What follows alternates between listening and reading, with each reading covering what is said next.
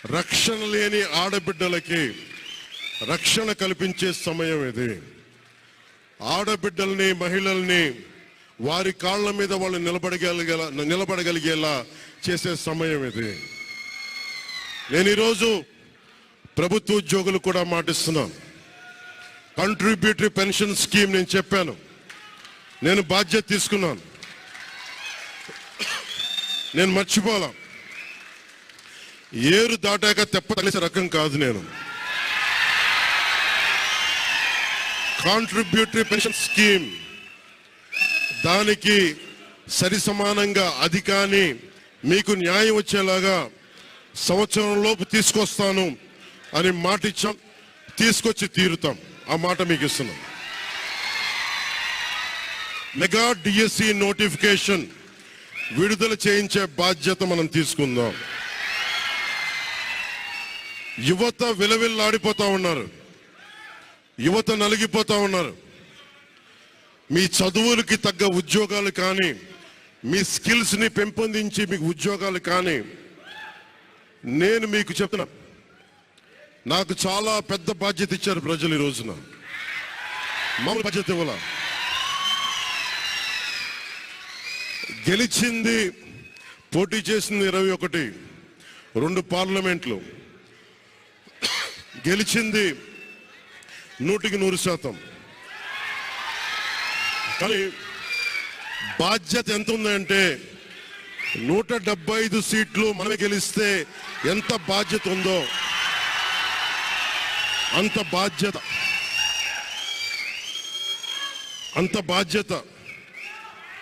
బాధ్యతతో మేము పనిచేస్తాం. యువత నలిగిపోయారు, నేను మర్చిపోలేదు. ఆడబిడ్డలు ఇబ్బంది పడిపోయారు, మేము మర్చిపోలా. సగటు మధ్యతరగతి మనుషులు నలిగిపోయారు. రోడ్లు వెయ్యలా, గుంతలు వేశారు, అరాచకం చేశారు. అవన్నీ శాంతి భద్రతలు చాలా చాలా బలంగా ఉంటాయి, మీకు నేను మాటిస్తున్నాను. అతి తక్కువ వ్యవస్థల్లో రాజకీయ ప్రమేయం చాలా తక్కువ ఉండేలాగా, అధికారుల్ని వారి పని చేసుకునేలాగా ఈ ప్రభుత్వం ఉంటుంది, కూటమి ప్రభుత్వం ఉంటుంది. రైతుకి కష్టం వస్తే హక్కును చేర్చుకునే ప్రభుత్వం తప్ప తిరస్కారంగా చిన్నచూపు చేసే ప్రభుత్వం అవ్వదు మనకి ఈ కూటమి ప్రభుత్వం.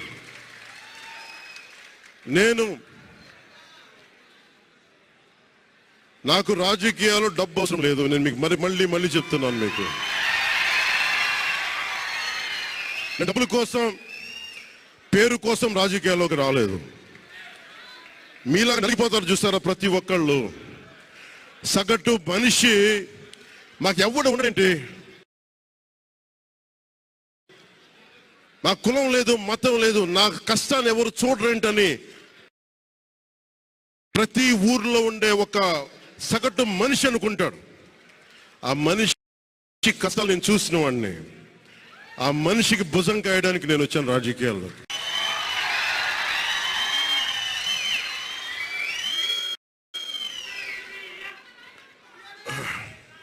ఎక్కడికి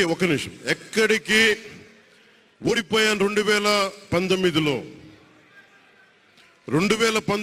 ఓడిపోతే నా మానసిక స్థితి ఎలా ఉందో ఆ రోజున, ఈరోజు గెలిచినప్పుడు కూడా నా మానసిక స్థితి అలాగే ధైర్యంతో ఉన్నా. గెలుపు నాకు బాధ్యత ఇచ్చింది కానీ అహంకారం ఇవ్వలేదు, రాదు. ఇంకా భయం వేసింది. అందరూ నాకు శుభాకాంక్షలు తెలియజేస్తా ఉంటే నాకు భయం వేసింది. ఎందుకంటే ఇల్లు అలకగానే పండగ కాదు ఇది. ఇల్లు అలకగానే పండగ కాదు, చాలా చాలా బాధ్యత కూడుకున్నది. భీమవరం, గాజువాక 2 చోట్ల ఓడిపోయినప్పుడు ఈ రోజున ఇంతమంది ఉన్నారు. ఆ రోజున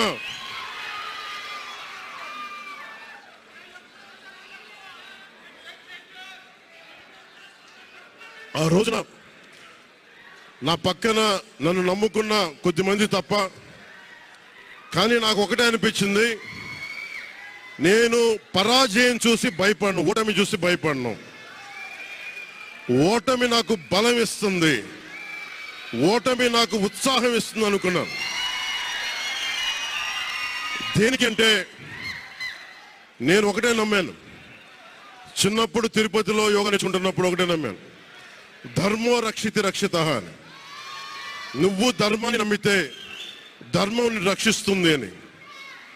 ఎప్పుడో ఒక 30 సంవత్సరాలు ఇంకా ముందే 18-19 ఏళ్ళప్పుడు చదివితే ఈ రోజున ధర్మం కోసం నిలబడ్డాం. ధర్మం కోసం నిలబడితే ధర్మం ఈరోజు మనంటే నిలబడింది. అందుకని మనస్ఫూర్తిగా ఏ శక్తి అయితే కనిపించని ఆ పరాశక్తి, కనిపించని ఆ దేవుళ్ళందరికీ కూడా దయచేసి అరవద్దు, కనిపించని దేవుళ్ళందరికీ కూడా ఈరోజు నేను కృతజ్ఞతలు తెలియజేసుకుంటా ఉన్నాను. మనస్ఫూర్తిగా మీ అందరికీ, పిఠాపురం ప్రజలందరికీ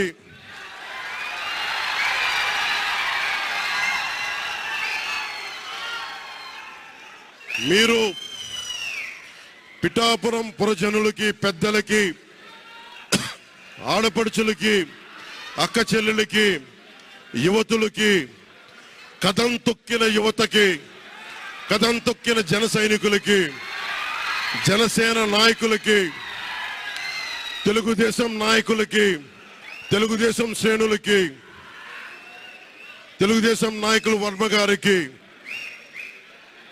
వారందరికీ కూడా నా ప్రత్యేక కృతజ్ఞతలు తెలియజేసుకుంటా ఉన్నాను.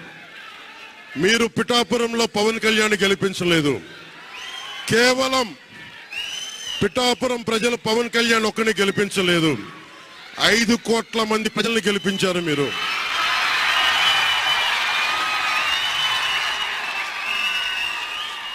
నాకు బలం ఇచ్చారు. ఈరోజు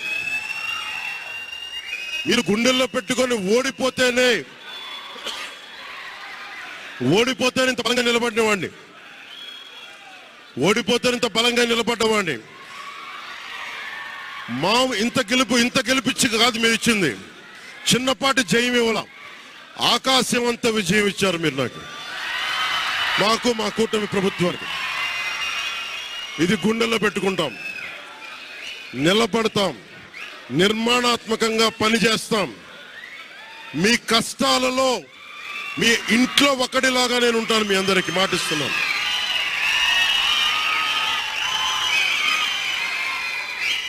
మీ ఇంట్లో ఒక్కడిగా, ఒకటే గుర్తుపెట్టుకోండి, మా ఇంట్లో మా కుటుంబ సభ్యుడు, నాకు కులాలకి, మతాలకి, ప్రాంతాలకి అతీతంగా ప్రతి ఒక్కరూ ఆలోచించాల్సింది, మా ఇంట్లో కుటుంబ సభ్యుడు పవన్ కళ్యాణ్.